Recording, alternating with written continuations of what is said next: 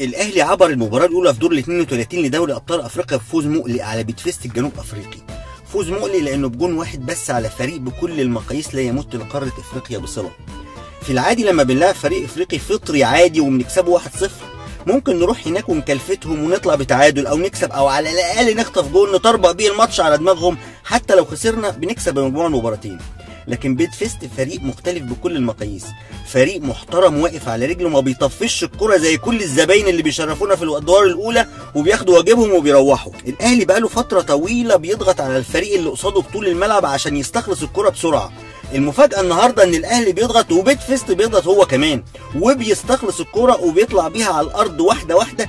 بيساعده على كده ان عنده لعيبه مهاريه في كل الخطوط بتعرف تلعب تحت ضغط وبتضغط كمان، ولياقه بدنيه وهميه. ده في الدقيقه 90 يا مؤمن بيضغطوا من فوق باربع لعيبه. هو في كده؟ ولو في كده ما يبقاش بالشكل ده. ده ما فيش اي مراعاه لمشاعرنا كبني ادمين. مش بقول لكم فريق ملوش علاقه بقاره افريقيا والصعود على حسابه على ارضه محتاج كتير من الشغل وكتير من الحظ. مشكله الاهلي في الشوط الاول ان مؤمن واجاي معظم الوقت ضامين لجوه، والمرات اللي شكل فيها الاهلي خطوره كانت لما فتحوا لبره ووسعوا الملعب. هي ما كانتش خطوره قوي يعني، بس احسن من ما فيش، ولو كانت واحده لبست ما كنتش هقدر اقول الكلام ده. الاهلي بطريقته المعتاده بيبدا 4-2-3-1، اكرامي لحراسه المرمى، قصاده حجازي وسعد سمير، على يمينهم محمد هاني وعلى شمالهم علي معلول. 2 ديفندرات احمد فتحي وقصاده بسيكه حسام غالي عشان يزيد مع مؤمن في اليمين واجاي في الشمال وعبد الله في القلب. تحت مهاجم وحيد عمرو جمال. علامه استفهام كبيره على خروج صالح جمعه من ال 18. اذا كنت بتلعب حسام غالي على حساب حسام عاشور عشان يزيد ويستغله كبصير، يبقى صالح لازم يكون على الدكه للطوارئ اللي فعلا حصلت باصابه حسام غالي في الشوط الثاني، واضطريت تنزل حسام عاشور جنب فتحي والاثنين شبه بعض وبعافيه هجوميا، وخسرت ورقه هجوميه مهمه في وقت حساس. وعلامه استفهام ثانيه لعدم عوده عبد الله السعيد من الجابون لغايه دلوقتي. بشكل عام عبد الله ومؤمن محتاجين يركنوا شويه في الفتره اللي جايه لغايه ما يجيبوا مستواهم تاني، واي عند في الموضوع ده هيكون على حساب الفريق وخصم من نصيبهم شخصيا. الشوط الثاني زادت خطوره الاهلي لما سرع رتم المباراه، لما طرفين الثلاثه اللي تحت عمرو جمال فتحوا الملعب بالعرض، ففكوا الزحمه اللي الاهلي كان عاملها في النص في الشوط الاولاني.